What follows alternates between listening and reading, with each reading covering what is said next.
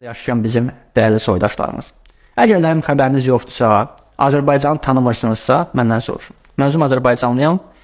Azərbaycan rejiminin əlindən qaçıb gəlmişəm, diktaturanın əlindən qaçıb gəlmişəm, Fransada yaşayıram, artıq 6 ildir. 3 dəfə sui-qəsdə məruz qalmışam, İlham Əliyevi tənqid etdiyimə görə, korrupsiya faktlarını ifşa etdiyimə görə. Bilmirsinizsə bilin. 10 milyon əhalisi var Azərbaycanın. 10 milyon, 5 milyonu xarici ölkələrdə yaşayır. 2-3 milyonu Rusiyada, 1-2 milyona yaxını ilə Avropada, 2-3 milyonu Amerikada, Kanada, dünyanın hər tərəfində səfərində 5 milyon. 5 milyon əhali də Azərbaycanın daxilində yaşayır, yaşamır, sürünür. Daha doğrusu 4 milyon yarımı acından ölür. 500 min var ki, 500 min Azərbaycanlı var ki, əgər onlar Azərbaycanlı demək olarsa, hakimiyyətdə təmsil olunur. Onlar da klanlardır. Paşayevlər klanı, İlham Əliyevin arvadın klanı, İlhamın özünün klanı, Naxçıvan klanı, Əlinağıyevlər, Vilayət Tevazovlar, Abdullayevlər, Anar Əlsadələr, Rövnəq Abdullayevlər, Adnan Əhmədsədlər, bu klanlar. Ölkənin bütün gəlirlərini bu ailələr yeyirlər. Yəni İranda olan kimi Azərbaycanda uşaq pulu verilmir. Təhsil pulsuz deyil. Tibbi sığorta yoxdur. Amma ən azından İranda övladınız dünyaya gələndə uşaq pulu verirlər.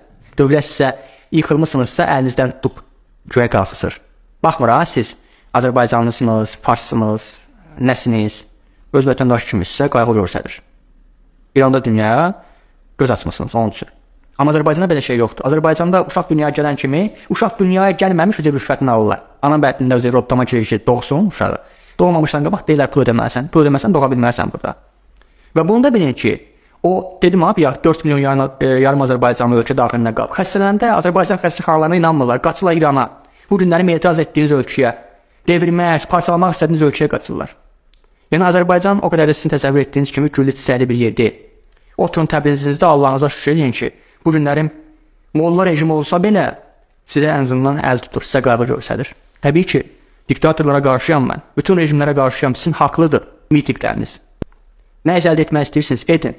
Amma heç zaman ağlınızdan keçirməyin, gəlib Azərbaycana birləşəcəyik. Azərbaycan öz əhalisinə baxa bilmir, qaldı ki sizə. Allah'ın olsun siz elə minərlər, elə çapallar ki. Elə oturarsınız bütün gün 24 saat yalvararsınız ki, təkim onlar rejimi geri qayıtsın. Bu sözü deyirsiniz. O cəhətdən tarixi səhv etməyin.